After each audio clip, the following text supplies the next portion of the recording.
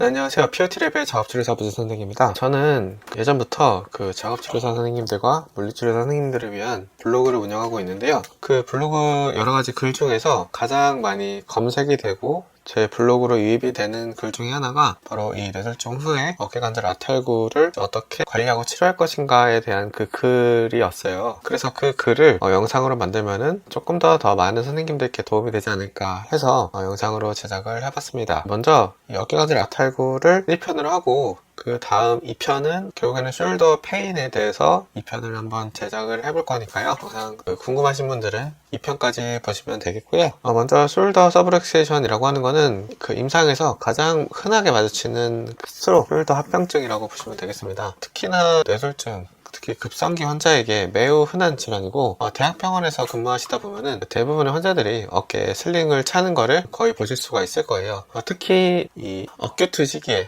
시기니까 플라시드하고 하이퍼토닉한 환자에게 굉장히 많이 나타나고, 임상가라고 하면은 당연히 이제 발생 기전과 치료 전략을 이해하고 들어가셔야겠죠. 그래서 먼저 발생 기전에 대해서 설명을 드리면요, 결국에는 이 아탈구라고 하는 게 이 글레노이드 포사에서 휴머러스가 이렇게 아래로 떨어진 거를 의미를 하는 거잖아요. 이제 A가 정상 어깨 그림이고 B가 이제 서브렉세이션 된 어깨 그림인데요. 결국에는 헤미플리아지아가 발생했을 때 스프라스페네토스가 플래시드 해지면서 축 처지면서 휴머러스가 글레노이드 포스 아래로 처지면서 발생이 되는 거겠죠. 그래서 결국 핵심이 되는 근육이 뭐냐면 스프라스페네토스가 되겠습니다. 네, 휴머러스 헤드를 위에서 잡아주는 1차 지지 근육이기 때문이고, 그 다음은 이제 델토이드, 특히 포스테리어 델토이드가 되겠습니다. 바로 이제 관절 상방 안정성에 관여하면서 스프라토스와 함께 서브렉세이션을 방지하는 역할을 하는 포스테리어 델토이드가 이 두 가지 근육이 플라시드로 인해서 축 처지면서 휴머럴 헤드가 글레노이드 포스 아래로 떨어지게 되는 것이죠. 네, 그런데 이렇게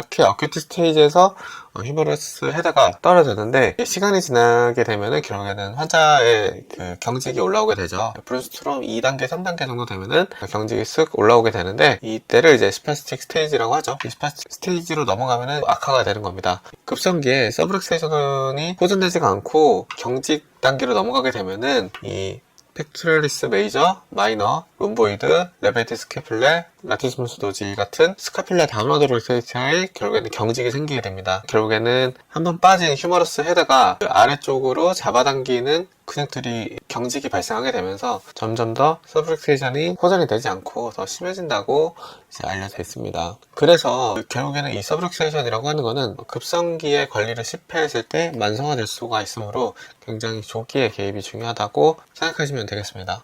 근데 특히 임상 초년차 선생님들이 이렇게 생각을 하세요. 서브렉세이션이 있으니까 통증이 있다, 아니면은 어깨 통증이 있으니까 숄더 서브렉세이션이 있을 것이다 라고 생각하시는 경우가 있는데, 이게 사실 확실하지가 않아요. 사실 이렇게 얘기할 수도 있어요. 서브렉세이션이 있다고 해서 숄더 페인이 발생하지는 않습니다. 또 숄더 페인이 있다고 해서 서브렉세이션이 있다고 단정하는 것도 맞지 않을 수가 있습니다. 현재 나와 있는 그런 의학적인 근거상 헤미플레직 숄더 페인과 가장 크게 연관되어 있는 요인은 경직이에요. 바로 스파티시티가 되겠고, 아탈과 통증은 사실은 명확한 관계가 없습니다. 그래서 결국에는 우리는 이제 치료를 어떻게 할 거냐라는 거잖아요. 그래서 이 서브렉세이션을 치료를 할 때는 가장 먼저는 이제 보호자 교육이에요. 특히나 이 어큐트 시기에 많이 발생을 하다 보니까 보호자분들이 이렇게 그 뇌졸중 환자를 케어해 본 적이 별로 없으신 분들이 있잖아요. 그렇다 보니까 굉장히 환자의 어깨에 안 좋은 행동들을 많이 하고 있는 거를 굉장히 많이 보게 돼요. 그래서 저희가 치료사로서 가장 먼저 해야 될 거는 보호자 교육이에요.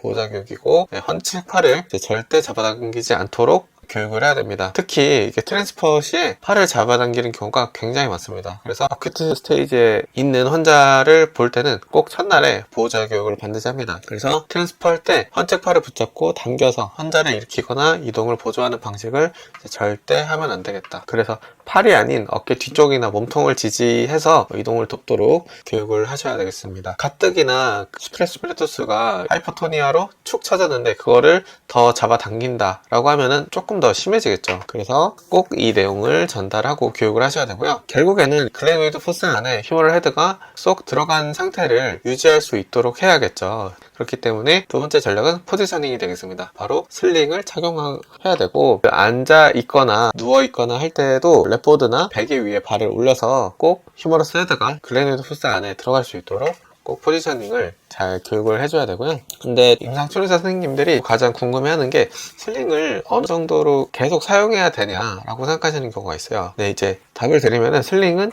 급성기에만 사용하시면 됩니다. 근데 급성기가 아니고 이 환자가 어느 정도 근력이 있는데도 지속적으로 사용할 경우에는 플렉서 톤을 항진시킬 수가 있고요. 시너지 패턴을 항진시킬 수가 있고 보행 시 암스윙을 이제 방해할 수 있는 그런 요소가 되기 때문에 어느 정도 급성기가 조금 지났다, 어깨 관절이 조금 안정적이다 싶으면은 빼야 됩니다. 물론 주치 선생님과 이야기를 한번 해보시는 게 제일 좋겠죠. 네, 그 다음은 이제 치료실에서 치료 시간에 할 수 있는 바로 운동 방법입니다. 이 운동 방법은 스트로크 환자의 회복 단계에 따라서 운동 전략을 좀 다르게 가져갈 수가 있는데요. 먼저 플라시드 시기에는 PROM 운동이 무엇보다 제일 중요하게 되겠습니다. PROM을 반드시 시켜야 되겠고요. PROM 시 주의사항이 있잖아요. 그 주의사항을 잘 지켜가면서 운동을 시키면 되겠고, PROM 운동 시 주의해야 될 점은 제가 나중에 따로 영상을 만들도록 하겠습니다. 그리고 이제 작업치료실에 계시는 선생님들은 결국에는 저희는 PROM 운동뿐만이 아니라 치료적 작업을 줘야 되잖아요. 그렇기 때문에 환자 스스로 셀프로 ROM을 유지할 수 있도록 하는 것이 목표가 되겠습니다.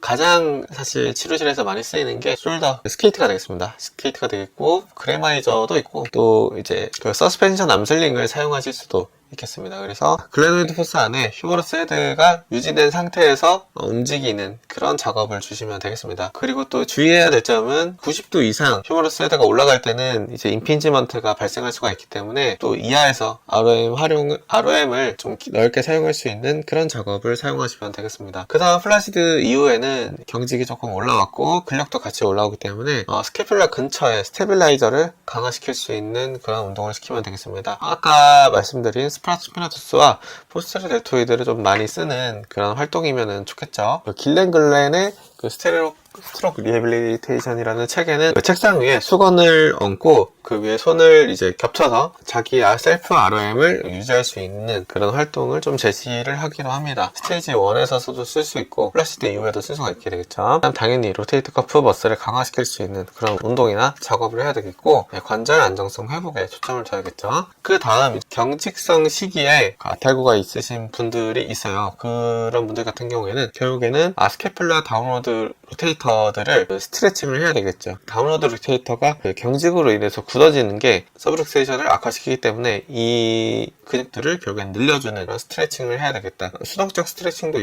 있는데 동적 스트레칭도 동시에 시켜주는 게 좋을 것 같고, 그 스트레칭 뿐만 아니라 결국에는 ROM도 유지시킬 수 있는 ROM 운동도 동반해서 시키면 되겠습니다. 그리고 스테빌라이저는 저항 운동을 해야 되겠죠. 강화 운동을 하면 되겠습니다.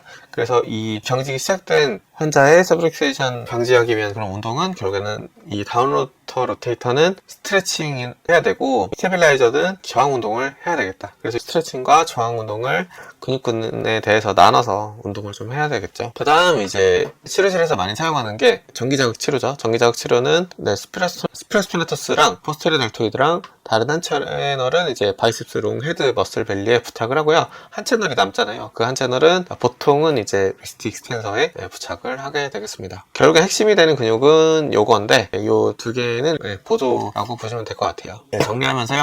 결국엔 서브룩세이션은 플라시드 시기에 발생하는 가장 흔한 합병증이고, 가장 크게 감염되는 근육은 스프라스피나투스와 포스테리어 델토이드가 되겠다. 그 다음 서브룩세이션은 숄더 페인과는 관계가 그렇게 명확하지가 않다. 오히려 그 스파스티시티와 숄더 관련이 깊더라 라고 생각을 하시면 되겠습니다. 그래서 보호자 교육 잘 해야 되고 포지셔닝 잘 해야 되고, 그 다음 이제 PROM과 강화 운동을 열심히 해야 되겠다 라고 생각하시면 되겠습니다. 지금 이 영상을 보고 계시는 POT랩은 치료사가 더 나은 삶을 살 수 있도록 만드는 곳이라는 사명을 가지고 물리치료사나 작업치료사 선생님들이 조금 더 좋은 곳에 취업을 하고 조금 더 좋은 치료를 하고 좀 더 걱정 없이 치료를 하고, 또 치료 외에도 나의 가치를 병원 밖에서도 증명하는 법, 치료사 선생님들이 가장 많이 하는 그런 고민들을 똑같이 한 선생님들이 경제적 자립을 위한 노하우를 공유하는 곳이기도 하니까요. 궁금하신 점이 있으시면 POT랩 홈페이지 한번 들어와 보시면 감사하겠고요. 다음 영상도 놓치지 않으시려면 구독 눌러주시고요. 긴 영상 봐주시느라 정말 감사합니다.